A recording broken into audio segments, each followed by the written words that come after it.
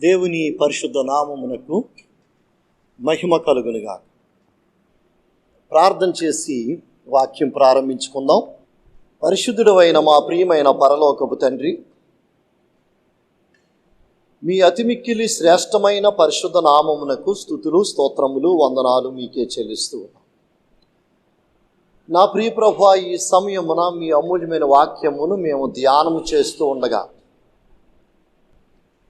మీ సన్నిధి మాకు తోడుగా పంపించి ఈ వాక్యమును ఉపదేశించుటకు పరిశుద్ధాత్మ సహాయము దయచి వాక్యము వింటున్న భక్తులు గ్రహించుటకు పరిశుద్ధాత్మ సహాయము దయచి ఈ వాక్యము మీ నామమునకు మహిమకరముగా ఉండుటకు సహాయం ఇచ్చి మీరే మహిమయు ఘనతయు ప్రభావములు మీరే పొందాలి. యేసు నామమున ప్రార్థిస్తున్నాము పరమ తండ్రి, ఆమేన్. ఇప్పుడు ఒక ప్రత్యేకమైన పాటను మనం విందాం.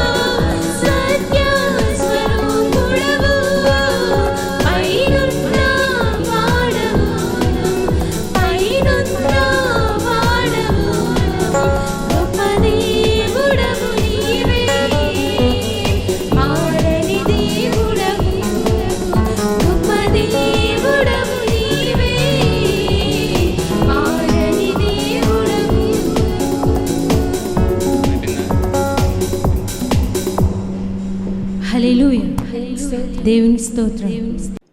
యాకోబు గురించి, యోహాను గురించి నేర్చుకుందాం. ఈ యాకోబు, యోహాను ఎవరు? వారి గురించి మనము కొంచెం తెలుసుకుందాం. మత్తయి సువార్త 4వ అధ్యాయము 21వ వచనం నుండి చదువుతున్నాను. ఆయన అక్కడ నుండి వెళ్ళి జెబెదయి కుమారుడైన యాకోబును, అతని సహోదరుడైన యోహాను అను మరి 2 సహోదరులు తమ తండ్రి అయిన జెబెదయి యొద్ద దోనిలో తమ వలలు బాగు చేసుకునుచుండగా చూచి వారిని పిలిచారు. వెంటనే వారు తమ దోనెను తమ తండ్రిని విడిచిపెట్టి ఆయనను వెంబడించిరి. ఈ యాకోబు, యోహాను ఎవరంటే జెబెదయి కుమారులట. జెబెదయి ఒక పెద్ద వ్యాపారస్తుడు, పేరుగాంచిన వ్యక్తి, గుర్తింపు కలిగిన వ్యక్తి. కాబట్టి జెబెదయి అని అంటేనే తెలుస్తుంది అందరికీ. జెబెదయి భార్య పేరు ఏం పేరు అని అంటే మార్కు సువార్త 16వ అధ్యాయము 1వ వచనము, మత్తయి సువార్త 27:56లోను, మార్కు 15:40 నుండి 41 వచనాల్లోను మనం చూస్తే అక్కడ సలోమి అనే మాట కనిపిస్తుంది. జెబెదయి భార్య సలోమి. ఈ జెబెదయికి సలోమికి పుట్టిన బిడ్డలు యాకోబు, యోహాను. వారు వృత్తికి చేపలు పట్టేవారు. వారు యూదులు. వారు గలిలయ సముద్రములో నిత్యము చేపలు పడుతూ ఉండేవారు. అలాంటిది ఒక రోజున యేసు ప్రభు వారు ఆ సముద్రపు ఒడ్డుకు వెళ్ళి వారిని ఆహ్వానించాడు. ఆహ్వానించగానే యేసు ప్రభు వారికి శిష్యులవుటకు నిండు మనసుతో, సంపూర్ణ సమర్పణతో తమ దోణులు విడిచిపెట్టి, వలలు విడిచిపెట్టి, తండ్రిని తల్లిని విడిచిపెట్టి, తమ వ్యాపారముని విడిచిపెట్టి, ఏ మాత్రము కూడా సంశయించకుండా యేసు ప్రభుకి శిష్యులు అవటానికి సంపూర్ణ మనసుతో యేసు ప్రభుని వెంబడించారు. యేసు ప్రభు శిష్యులయ్యారు. ఈ విధముగా యేసు ప్రభు వారికి ఈ యాకోబు, యోహాను చాలా ప్రియమైన శిష్యులుగా ఉన్నారు. యేసు ప్రభు వారికి శిష్యులు 12 మంది. 12 మందిలో యేసు ప్రభు వారు ఎక్కువగా ఈ ముగ్గురినే ఎక్కడికైనా తీసుకువెళ్ళాలన్నా ఈ ముగ్గురినే ఎక్కువగా తీసుకుని వెళుతూ ఉండేవాడు. ఈ యాకోబు, యోహాను అటండి యేసు ప్రభువారు కూడా ఉంటూ యేసు ప్రభువారిని ఎల్లప్పుడూ కాపాడుకుంటూ ఉండేవారు. అంటే ఆయన బాగువోగులు చూసుకుంటూ ఉండేవారు అన్నమాట. ఎక్కువ సంరక్షకులుగా ఉంటూ ఉండేవారు.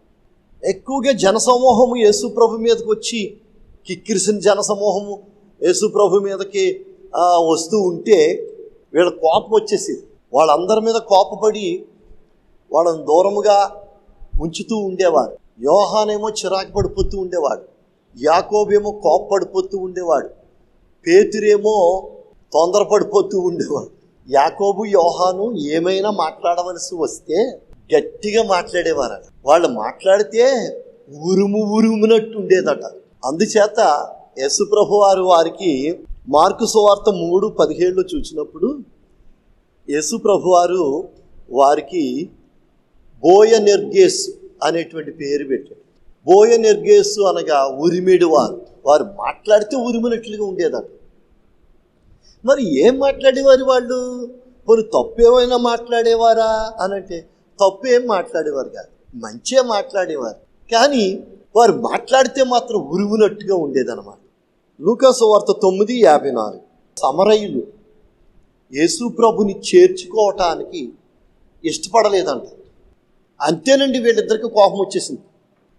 కోపం వచ్చేసి వెంటనే యేసు ప్రభుతో అంటున్నారు వీళ్ళు, ప్రభువా మేము ఆకాశం నుండి అగ్ని కురిసి వీళ్ళని నాశనం చేయమని ఆజ్ఞాపించేస్తాం, అగ్ని కురిపించేస్తాం, వీళ్ళని కాల్పించేస్తాం. నిన్ను చేర్చుకోవటానికి ఏంటి వాళ్ళకి అభ్యంతరం? నీకు ఎందుకు వాళ్ళు బస చేయటానికి ఎందుకు వాళ్ళు అవకాశం ఇవ్వలేదు? అగ్ని చేత వాళ్ళు కాల్చబడమే మంచిది, కురిపించేస్తాం, ఆజ్ఞాపించేమంటారా? అంత విశ్వాసం ఉందండి బాబు వీళ్ళు. ఒకవేళ యేసయ్య ఆజ్ఞాపించి అగ్ని కురిపించి కాల్పించండి అని అంటే వీళ్ళు ఆజ్ఞాపించేద్దరు, తప్పకుండా అగ్ని కురిసేసి కాల్చేసి. అంత బలమైన విశ్వాసము కూడా వీరు కలిగి ఉన్నారు. అంత ధీమాగా చెప్పగలిగారు. అప్పుడు యేసు ప్రభు వారు వాళ్ళని గద్దించి ఊరుకోమని చెప్పాడు. ఆ తర్వాత వేరొక ఊరికి వెళ్ళిపోయారు. అంటే ఈ సందర్భాన్ని బట్టి మనం చూస్తే వీళ్ళు ఎంత ఉద్రేకపు మనుషులో చూడాలి. కాబట్టే యేసయ్య వాళ్ళకి బోయనెర్గేస్ అని పేరు పెట్టాడు, ఊరిమీడి వారు అని పేరు పెట్టాడు. ఒక్కొక్కసారి ఈ యాకోబు, యోహాను తమ ఇంటికి వెళ్ళి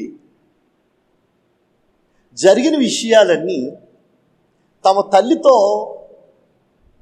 ముచ్చడించుకుంటూ ఉంటున్నారన్నమాట. తమ తల్లితో చెప్పుకుంటున్నారు, అమ్మా ఈరోజు యేసు ప్రభుతో కలిసి ఫలానా ఊరు వెళ్ళాం, ఫలానా ఊరిలో ఇలా జరిగింది, అక్కడ యేసు ప్రభు వారు ఇలాంటి వాక్యం చెప్పారు అని ఆ రోజు జరిగిన విషయాలన్నీ తమ తల్లితో చెప్పుకుంటున్నారన్నమాట. అలా ఎప్పటికప్పుడు విషయాలన్నీ చెప్పుకుంటున్నారు. యేసు ప్రభు వారు వారిద్దరిని అంతగా ప్రేమిస్తున్నారో, యేసు ప్రభు చెప్పిన పరలోక రాజ్య మర్మాలు అవన్నీ పోసగుచ్చినట్టు మళ్ళీ తీసుకొచ్చి అమ్మకి చెప్తున్నారు. అమ్మ ఈ ఉపదేశం అంతా తన మనసులో దాచుకుంటుంది. ఈ విధంగా కాలం గడుస్తోంది. ఒక రోజున వాళ్ళ అమ్మగారు ఏమనుకున్నారు కానీ, రండి ఈవేళ నేను ప్రభు దగ్గరికి వస్తాను, మీ గురించి ఆయనతో ఒక మాట చెప్తాను అని చెప్పి వారిద్దరిని వెంట పెట్టుకుని ఆ తల్లి యేసు ప్రభు దగ్గరికి వచ్చింది. యేసు ప్రభు వారి దగ్గరికి వచ్చి యేసు ప్రభు వారిని ఒక కోరిక అడుగుతుంది. చూద్దాం. మత్తయి సువార్త 20:20 నుండి లేదనకుండా, కాదనకుండా అడిగే వరాలు ఇచ్చే దేవుడు కాబట్టి ఇప్పుడే ఆయన నుండి ఒక మాట తీసేసుకుంటే మనకిచ్చిన మాట ఖచ్చితంగా ఆయన పరలోకములో నెరవేరుస్తాడని యేసు ప్రభుని ఒక కోరిక కోరిందండి. ఎంత చక్కని కోరిక కోరిందో చూడండి. అందుకని నీ రాజ్యమందు, పరలోక రాజ్యమందు నీవు కూర్చున్న సింహాసనమునకు కుడి ప్రక్కన నా పెద్ద కొడుకు అంటే యాకోబు, నీ ఎడమ ప్రక్కన నా చిన్న కొడుకు అంటే యోహాను, వీరిద్దరూ కూర్చుండేలా సెలవియ్యండి. ఆ కోరిక తీర్చండి ప్రభువా, నా కోరిక తీర్చండి ప్రభువా, నాకు మాట ఇయ్యండి ప్రభువా.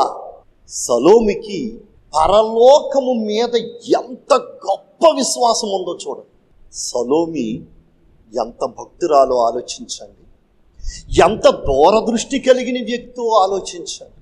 కొలస్సీ పత్రిక 3వ అధ్యాయము 1వ వచనములో మనము చూచినప్పుడు, మీరు క్రీస్తుతో కూడా లేపబడిన వారైతే పైనున్న వాటినే వెతుకుడి. పైన ఏముంది? పరలోకము. పైనున్న వాటి మీదనే కానీ భూ సంబంధమైన వాటి మీద మనస్సు పెట్టుకొనకుడి.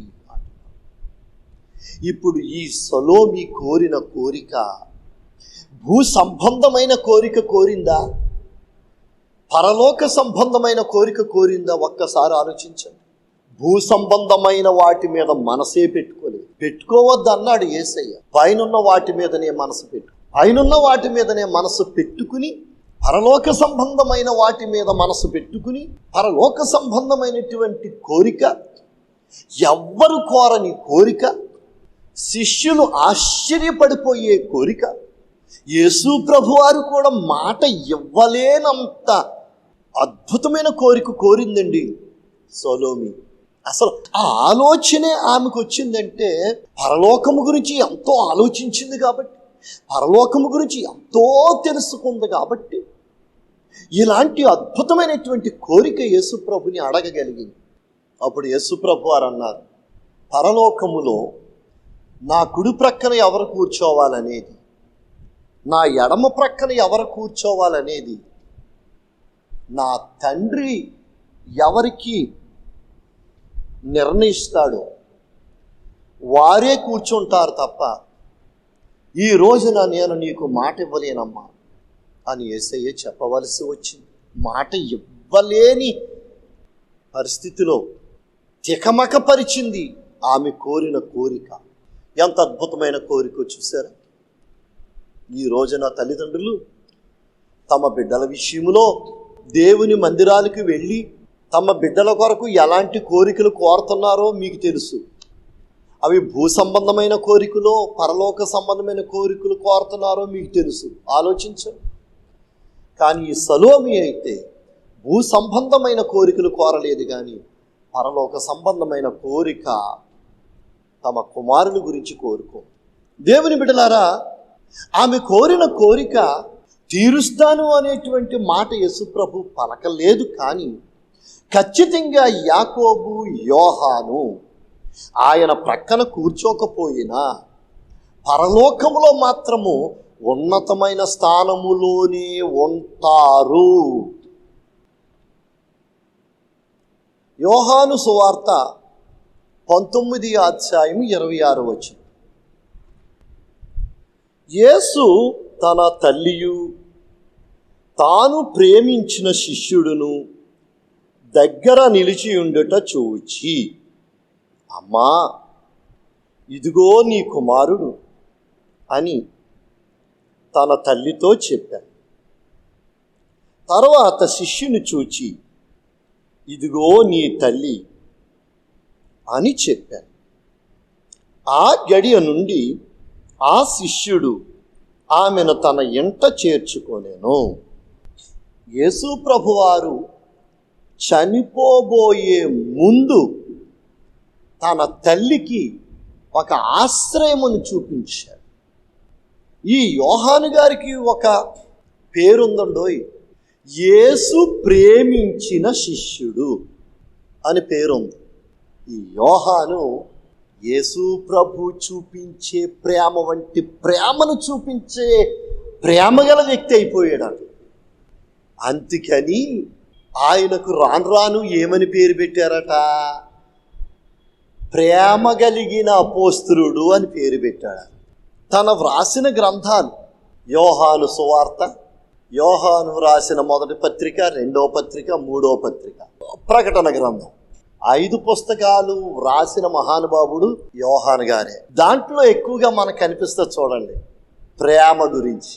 అందుకని ప్రేమ గల అపోస్తలుడు అని పేరు పెట్టారు. కాబట్టి యేసు ప్రభువారు సిలువలో మరణించబోయే ముందు తన తల్లిని ఈ యోహానికి అప్పగించి, ఇదిగో నీ తల్లి యోహాను, ఎప్పటి నుండి నా తల్లిని నీ తల్లిగా చూడాలయ్యా, ఆమెకి ఎటువంటి బాధ ఉండకూడదయ్యా, కుమారుడు లేడు అనే బాధ లేకుండా చూడాలయ్యా, నాకు ఎవరు దిక్కులేరు అనే భావం రాకుండా చూడాలయ్యా. నా తల్లి, నేను అనాథరాలను కాను, నన్ను ఆదరించి, నన్ను పోషించి, నన్ను సంరక్షించి, నా బాగు ఓగులు చూచే నాకు ప్రియమైన కుమారుడు ఉన్నాడు అనే తృప్తిగా, ధైర్యముగా, ప్రేమగా, సంతోషముగా నా తల్లి బ్రతికినంతకాలము నా తల్లిని నీవే చూడాలి, నీ తల్లిలాగా చూడాలయ్యా యోహాను, ఇదిగో నీ తల్లి అని అప్పగించాడు. అమ్మతో అన్నాడు, అమ్మా ఈ రోజు నుండి ఇదిగో ఇతడే నీ కుమారుడు. నిర్గమకాండము 20:12 నీ దేవుడైన యెహోవా నీకు అనుగ్రహించు దేశములో నీవు దీర్ఘాయుష్మంతుడవగునట్లు నీ తండ్రిని నీ తల్లిని సన్మానించుము. ధర్మశాస్త్రములో ఉన్న 10 ఆజ్ఞలలో ఒక ఆజ్ఞ, నీ తల్లిని తండ్రిని సన్మానించు. అది నెరవేర్చి తీరాలి. ఎఫెసీ పత్రిక 6వ అధ్యాయము 2వ వచనం నుండి, నీకు మేలు కలుగునట్లు నీ తండ్రిని తల్లిని సన్మానింపుము, అప్పుడు నీవు భూమి మీద దీర్ఘాయుష్మంతుడు వగుదువు. ఇది వాగ్దానముతో కూడిన ఆజ్ఞలలో మొదటిది. యేసు ప్రభు వారు మనకు మాదిరి ఉంచి వెళ్ళారు. ఆ ప్రకారముగా మన తల్లిని తండ్రిని ప్రేమిద్దాం. నీకు మేలు కలుగునట్లు మనం తల్లిని తండ్రిని ప్రేమిస్తే, ఆదరిస్తే, పోషించి సంరక్షిస్తే మనము మేలు పొందుతాం, దీర్ఘాయుష్మంతులం అవుతాం. ఈ విషయం మర్చిపోకండి. తల్లిని తండ్రిని నిర్లక్ష్యం చేయకండి. యేసయ్య మాదిరి చూపించి వెళ్ళాడు. ఆ ప్రకారంగా మనం చేద్దాం. ఆ తర్వాత అపోస్తలుల కార్యములు 1:13 చూచినప్పుడు, యెరూషలేము మేడగదిలో పరిశుద్ధాత్మ కొరకు కనిపెట్టినటువంటి వారిలో ఈ యాకోబు, యోహాను ఉన్నారు. పెంతెకొస్తు పండుగ దినమున పరిశుద్ధాత్ముడు భూమి మీదకి దిగి వచ్చి క్రొత్త నిబంధన సంఘమును స్థాపించినప్పుడు పేతురు, యాకోబు, యోహాను ఉన్నారు. మరియు మిగతా శిష్యులందరూ ఉన్నారు. ఆ కాలములో దేవుని బిడ్డలారా, సంఘము అభివృద్ధి చెందుచున్నది, అద్భుతాలు జరుగుచున్నవి. యూదులు ఈ యేసయ్యను నమ్మిన భక్తుల మీద అసూయ చెందుచున్నారు. యేసయ్యను నమ్మిన భక్తుల్ని హింసిస్తూ ఉంటే యూదులు సంతోషిస్తూ ఉన్నారు. యాకోబు అయితే స్పెయిన్ దేశమునకు వెళ్ళి అక్కడ కొంతకాలం ఉండి అక్కడ సేవ చేశారు. ఈ విధముగా యెరూషలేములోను, స్పెయిన్ దేశములోను, అంతియోకైకు వెళుతూ వస్తూ ఉండేవాడు. యేసు ప్రభు వారు పరలోకానికి ఆరోహణమైన తర్వాత ఆయన జీవించిన కాలము 14 సంవత్సరాలని కొన్ని వ్యాఖ్యాన గ్రంథాల్లో వ్రాయబడి, ఈ 14 సంవత్సరాల్లో చాలా విపరీతమైన సేవ చేశారు. అప్పుడు అపోస్తలుల కార్యముల గ్రంథం 12వ అధ్యాయం 1వ వచనములో మనం చూచినప్పుడు, దాదాపు అదే కాలమందు రాజైన హేరోదు సంఘపు వారిలో కొందరిని బాధ పెట్టుటకు బలాత్కారముగా పట్టుకుని యోహాను సహోదరుడిని యాకోబును ఖడ్గముతో చంపించెను. ఇది యూదులకు ఇష్టమైన కార్యమని తెలుసుకుని పేతురును కూడా పట్టుకునెను. గమనించారు? ఆ కాలములో దేవుని బిడ్డలారా, హేరోదు రాజు యెరూషలేమును పరిపాలిస్తున్నాడు. అప్పుడు యాకోబును పట్టుకుని యెరూషలేములో యాకోబుని శిరస్సు ఖండించి తీర్పునిచ్చాడు. ఆ సమయంలో యాకోబు మీద ఒక వ్యక్తి ఈ హేరోదు రాజుకి ఫిర్యాదు చేశాడు, అంటే కంప్లైంట్ ఇచ్చాడు.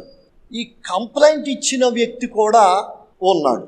ఈ యాకోబుని శిరఛేదనం చేయటానికి తీసుకుని వెళుతూ ఉన్న సమయంలో ఈ ఫిర్యాదు చేసిన వాడు కూడా వెళ్ళాడు. సైనికులు వెళ్ళారు.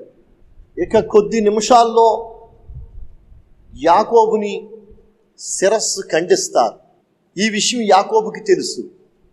కానీ యాకోబు ముఖములో ఆనందం వెలిగిపోతుంది, సంతోషం వెలిగిపోతుంది. ఆ ముఖంలో ఏమాత్రం దుఃఖం, బాధ ఏమాత్రం కనిపించట్లేదు. ఇదేమిటి? కొద్దిసేపట్లో చచ్చిపోబోయే వ్యక్తి ఇంత ఆనందంగా ఉన్నాడు, ఇంత అద్భుతంగా కనిపిస్తున్నాడు ఏమిటి అని చెప్పి ఆ ఫిర్యాదు చేసిన వాడికి మతిపోయింది. యాకోబు యొక్క నిరీక్షణ ఏమిటో తెలుసండి? వీళ్ళు నా శరీరమును చంపుతారు కానీ నా ఆత్మను చంపలేరు. వీళ్ళు నా శిరస్సు ఖండించిన వెంటనే నేను ఈ శరీరమును విడిచిపెట్టి నేను నా ప్రభు నియమించిన స్థలానికి వెళతాను, నేను చావను అనే గొప్ప నిరీక్షణ కలిగిన వాడై చావటానికి ఎంతో ఇష్టపడి సంతోషంగా చావటానికి యాకోబు సిద్ధంగా ఉన్నాడు. అప్పుడు ఈ ఫిర్యాదు చేసినటువంటి వాడికి కూడా మారు మనసు కలిగిందటండు. వాడు కూడా అక్కడికక్కడ మారు మనసు పొంది యేసయ్యను నమ్ముకున్నాడు. అప్పుడు ఈ యాకోబును శిరస్సు ఖండించారు. ఆ తర్వాత ఫిర్యాదు చేసిన వాడు కూడా ఆ రోజే యేసు ప్రభు కొరకు హతసాక్షి అయిపోయి హతము చేయబడ్డాడు. ఈ విధముగా యేసు ప్రభు శిష్యులలో మొట్టమొదటిగా ప్రభు కొరకు మరణించిన వాడు యాకోబు. మొట్టమొదటిగా దేవుని కొరకు హతసాక్షి అయిన వాడు యాకోబు. అప్పుడు కొన్ని చరిత్ర గ్రంథాలు ఆధారంగా నేను కొన్ని విషయాలు చెప్తున్నాను. యూదులకు భయపడి యాకోబు యొక్క దేహమును తీసుకుని వెళ్ళి యాకోబు శిష్యులు ఒక దోణిలో ఆయన ముండమును పెట్టారటండి. అది సాయంత్రం కావచ్చు. ఉదయం లేచిన తర్వాత ఆయన ముండమును సమాధి చేద్దాం అనుకున్నారు. ఆ రాత్రి వేళ దేవదూతలు వచ్చి ఆ దోణిను స్పెయిన్ దేశానికి తీసుకెళ్ళిపోయినాయట. స్పెయిన్ దేశపు సముద్రపు దరిని ఆ దోణి ఉండడం, దోణిలో యాకోబు గారు మొండెము ఉండడం అల్లకల్లోలం సృష్టించి స్పెయిన్ దేశం అంతా ఈ వార్త తెలిసిపోయింది. స్పెయిన్లో ఉండేటువంటి భక్తులందరూ ఈ యాకోబు యొక్క దేహమును గూర్చి చాలా గలిబిలి చెందుతూ ఉన్నారు. ఆ సమయంలో స్పెయిన్ దేశాన్ని ఒక రాణి పరిపాలిస్తుందంట. రాణి పేరు లూఫా. లోఫా అను రాణి యాకోబు యొక్క దేహమును ఈ భక్తులందరూ అడుగుతున్నారు కాబట్టి ఆ దేహమును కనపడకుండా చేద్దామని కుటిల బుద్ధితో, అసూయ కలిగిన మనస్సుతో పొగరబోతు ఎద్దులను 2 ఎద్దుల్ని బండి కట్టించి ఆ బండిలో ఆ సముద్రపొడ్డిన దోణిలో ఉన్నటువంటి యాకోబు యొక్క దేహమును ఆ బండి మీదకి ఎక్కించి పట్నంలోనికి తీసుకొచ్చే ఏర్పాట్లు చేశారు. ఆ పొగరబోతు పోట్ల ఎద్దులు చాలా వేగంగా ఇటు అటు అటు ఇటు ఇటు అటు ఆ బండిని తిప్పుకుంటూ ఇష్టం వచ్చినట్టు అవి రంకిలు వేసుకుంటూ ఎట్టకేలకు ఆ రాణిగారు ఉన్నటువంటి ఆస్థానములకు తీసుకెళ్ళి తీరా చూస్తులోకి ఈ పోట్ల ఎద్దులు, ఈ పొగరబోతి ఎద్దులు ఎన్ని రకాలుగా పరుగులు తీసినా, ఎన్ని వంపులు తిరిగినా, రాళ్ళ మీదకి ఎక్కాయి, లోయల్లోకి దిగాయి, ఎన్ని చేసినా ఆ బండి మీద ఉన్నటువంటి దేహము కిందకి పడలేదటండి. రాణి, ఆ ఆస్థానంలో ఉన్నటువంటి వారు, యాకోబు గారి యొక్క శిష్యులు, యాకోబు గారు బోధిస్తుండగా మారు మనసు పొందిన భక్తులందరూ కూడా ఆశ్చర్యపోయారట. అదే సమయంలో రాణి ఆశ్చర్యపోయిందట. ఈ అద్భుతాన్ని చూచిన తర్వాత ఆ రాణి మారు మనసు పొందిందట. ఆమె రాజ్యము స్పెయిన్లో ఉన్న వాళ్ళందరూ కూడా మారు మనసు పొందారట. అక్కడ యాకోబు గారి యొక్క దేహమును సమాధి చేశారట. సమాధి చేసిన అనంతరం ఆ దేశంలో ఉన్న వాళ్ళందరూ క్రైస్తవులైపోయారట. అక్కడ యాకోబు గారి యొక్క జ్ఞాపకార్థముగా ఒక అందమైన చర్చి బిల్డింగ్ కట్టారట. అది ఒక గొప్ప పుణ్యక్షేత్రం అయిపోయిందట. నేటికి కూడా ఎంతోమంది భక్తులు వెళ్ళి ఆ పుణ్యక్షేత్రమును దర్శించుకుంటూ ఉన్నారు. ఈ విధముగా ఉండగా యెరూషలేములో యాకోబు గారి శిరస్సు ఉండిపోయింది కదా. ఆ శిరస్సును యాకోబు శిష్యులు యెరూషలేములో సమాధి చేశారట. ఆ సమాధి చేసినటువంటి చోట ఒక బ్రహ్మాండమైనటువంటి చర్చి బిల్డింగ్ కట్టబడిందంట. అది కూడా ఒక గొప్ప పుణ్యక్షేత్రం అయిపోయిందంట. ఈ విధముగా జెబెదయి కుమారుడైన యాకోబు యేసు ప్రభు కొరకు హతసాక్షి అయిపోయింది. ఇకపోతే యాకోబు గారి యొక్క తమ్ముడు ఉన్నాడు కదా, ఆయన పేరు యోహాను. ఈ యోహాను గారు యెరూషలేములోను అంతియోకయలోను సేవ చేస్తూ ఎఫెసు పట్టణములో ఉన్న సంఘమునకు కాపరిగా ఉన్నాడట. రోమా చక్రవర్తి అయిన డొమేషియన్ పరిపాలన చేసే కాలములో, ఆ కాలములో యోహాను గారిని చంపాలని విషము కలిపిన పాలు యోహాను గారికి ఇచ్చారు. యోహాను గారు ఆ గ్లాస్ పట్టుకుని త్రాగే ముందు ఆ గ్లాస్ పట్టుకుని దేవునికి ప్రార్థన చేస్తున్నాడు. ప్రార్థించి త్రాగబోయేసరికి ఆ గ్లాసులో పాలు లేవట. మరి ఏం జరిగింది? ఆ చుట్టూ చూస్తున్న వాళ్ళందరూ చూస్తున్నారు. ఆ చూస్తుండగా ఏం జరిగిందంటే ఆ విషము కలిపిన పాలు ఒక పాము రూపంలో బయటకు వచ్చేసినాయి. ఒక సర్పమయ్యి ఆ గ్లాసులో నుండి బయటకు దూకేసింది. ఈయన చూస్తున్నకి పాలు లేవు, కానీ వాళ్ళందరూ ఆ పామును చూచి కంగారు పడిపోయి చెల్లాచెదురైపోయారు. రోమన్ క్యాథలిక్ వారు యోహాను గురించి చెబుతూ గ్లాసులో నుండి సర్పము బయటకు వచ్చే ఆ విగ్రహాన్ని పెడతారట, ఆ బొమ్మ వేస్తారట. అది ఒక చిహ్నంగా వేస్తారట. మరలా కొంతకాలానికి ఈయన బలమైన వాక్యం చెప్తున్నాడు. అందులోకి ఈ యోహాను గారు మహాధైర్యశాలి కదా. యోహాను గారు మహాధైర్యశాలి, బలముగా యేసయ్య కొరకు వాక్యం ప్రకటిస్తున్నాడు, అద్భుతమైన సేవ చేస్తున్నాడు. ఈయన ఎలాగైనా చంపేయాల అని యూదులు కుట్ర పన్నారు, రోమీయులు కుట్ర పన్నారు. అప్పుడు ఏం జరిగిందంటే ఒక పెద్ద పెనమును పొయ్యి మీద పెట్టి దాని నిండా నూనె వేసి ఆ నూనె బాగా మరుగుతున్న సమయంలో ఆ నూనెలోకి పడవేశారు. ఆ నూనెలో పడవేయగానే ఈయన మునిగిపోయాడట. ఆ నూనెలో మునిగిపోయాడు. అంటే ఎంత నూనె వేసారో చూడండి. చూస్తే కనపడటం లేదు. ఏమయ్యాడు? దీంట్లో మనం వేసిన మనిషి ఏమయ్యాడు అనుకుంటున్నారు? మాయమైపోయాడు. ఆ మరుసటి రోజు మరలా యథాప్రకారంగా వచ్చి వాక్యం ప్రకటిస్తున్నాడు. అయ్య బాబోయ్, ఈ భక్తుడిని ఇక మనం చంపలేమురా బాబు అని చెప్పి వదిలేశారు. ఆ విధంగా ఆయన సువార్త ప్రకటించుకుంటూ తమ జీవితాన్ని గడుపుతూ ఉన్నాడు. ఆ తర్వాత తౌమిదియన్ అనే వ్యక్తి రోమాకు చక్రవర్తి అయ్యాడంట. జరిగిన విషయాలన్నీ అతడికి చెప్పారంట. అప్పుడు అతడు ఈ యోహాను గారిని పద్మాసు అనే ద్వీపమునకు పంపించేశాడట. ఆ ద్వీపములో ఈయన నివాసం పెట్టాడట. ఇంకా అంటే మనుషుల మధ్య తిరగకుండా ఒక ద్వీపమునకు, సముద్రం మధ్యలో ఉన్న ఒక ద్వీపానికి తీసుకెళ్ళి అక్కడ వదిలేసి వచ్చారు.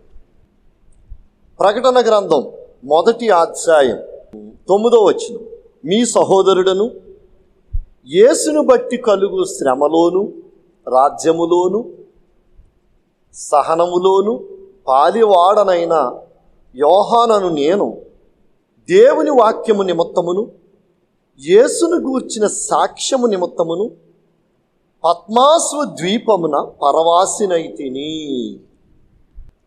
ఆ పద్మాసు ద్వీపములో అతన్ని వదిలేశారు. ఇక్కడ అతడు ఒక్కడే జీవించడం ప్రారంభించాడు. ఇంకా అతనికి భోజనమేది, నీళ్ళేవి, నా అన్నవాళ్ళు లేరు, ఆదరించేవాళ్ళు లేరు, మనుషులు లేరు. ఆ లంకలో ఏవో చెట్లు పొట్లో ఇసుక తిప్పలో ఇసుక గొట్టలో తప్ప ఇంకేమి కనపడటం లేదు. అలాంటి ద్వీపమునకు పంపించేశారు. అప్పుడు ప్రభువు దినమందు 10వ వచనం, ప్రభువు దినమందు ఆత్మవశుడనై ఉండగా పరిశుద్ధాత్మకు వశమైపోయాడట, స్వాధీనమైపోయాడట. యోహాను గారు పరలోకం వెళ్ళి పరలోకమును చూస్తున్నాడు. పరలోకములో ఏమేమి చూచాడు యేసయ్య, పరలోకములో యోహానికి ఏమేమి చూపించాడు అవన్నీ పరలోకమును చూచి వ్రాసిన గ్రంథమే ప్రకటన గ్రంథము. పరలోకములో ఉన్న వాటిని స్వయంగా చూచి వ్రాసాడు కాబట్టి ప్రకటన గ్రంథం మనకు దొరికింది. ప్రకటన గ్రంథం మనకి దొరికింది కాబట్టి పరలోకం ఎలా ఉంటుందో మనకు అర్థమైంది. పరలోకములో ఏమేమి ఉంటాయో, పరలోకమును గూర్చిన సంపూర్ణ వాక్యము మనకి ప్రకటన గ్రంథం ద్వారా దొరికింది. ఈ ప్రకటన గ్రంథమును వ్రాసిన మహానుభావుడు యోహాను.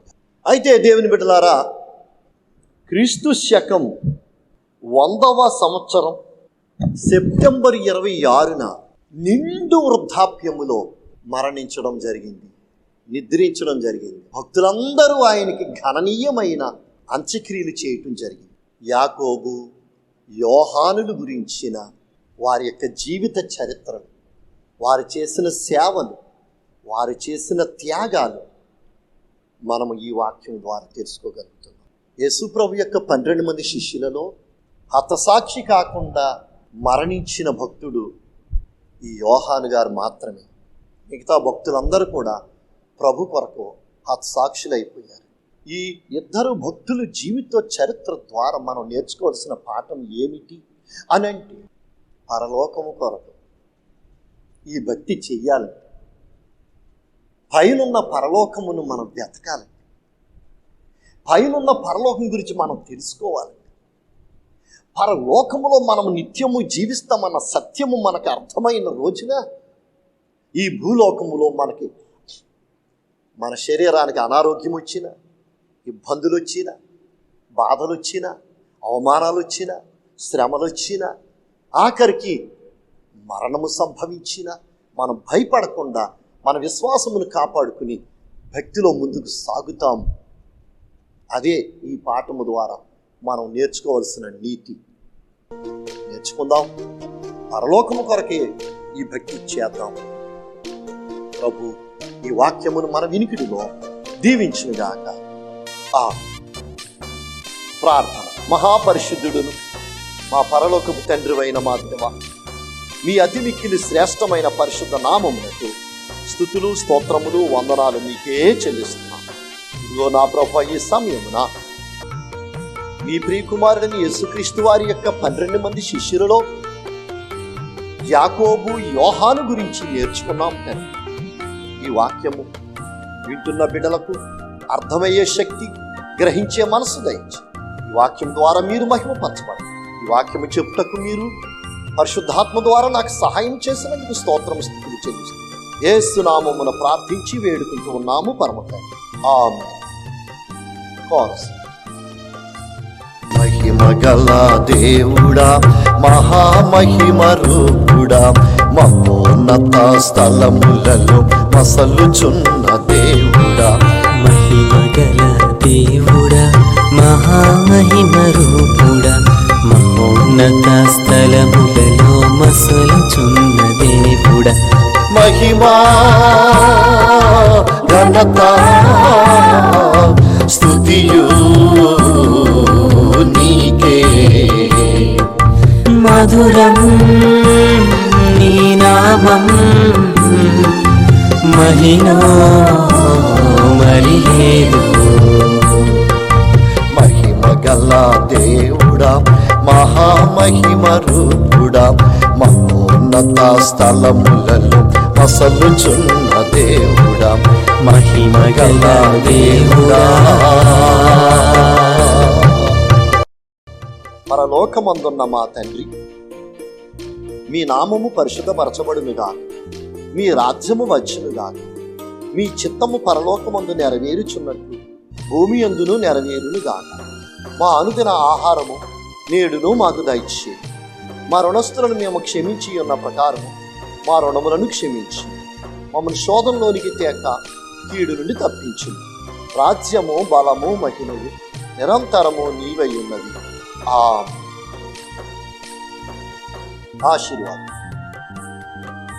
ఇప్పుడు మన తండ్రి అయిన దేవుని ప్రేమయు, మన ప్రభువైన యేసుక్రీస్తు వారి కృపయు, పరిశుద్ధాత్మ యొక్క ఆదరణ, ఆనందం, శాంతి, సమాధానం వాక్యము ఆలకించిన భక్తులందరికీ,